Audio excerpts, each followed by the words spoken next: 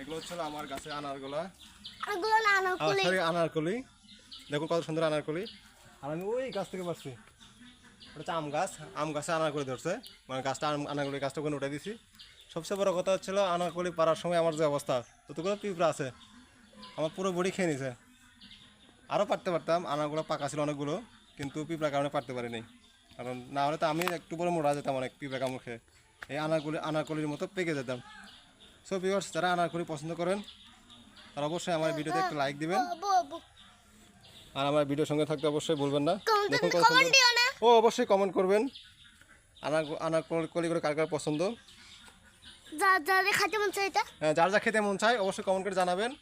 আমি চেষ্টা করবো পৌঁছায় দেওয়ার জন্য। এটা অ্যাকচুয়ালি আমার ছেলের পক্ষ থেকে বলতেছে। তো সকলে ভালো থাকবেন। আসসালামু আলাইকুম। গাছে বড় করতে মনে চাই। ও গাছকে অবশ্যই গাছ বড় হওয়ার জন্য দোয়া করবেন, যেন আরো বেশি বেশি ধরে। আমার ছেলে বলতেছে। তো সকলকে পৌঁছায় দিব, আর সবাইকে দাওয়াত থাকলো আমার বাসায় আসার জন্য, এই আনারকলি খাওয়ার জন্য। আল্লাহ হাফেজ, আসসালামু আলাইকুম।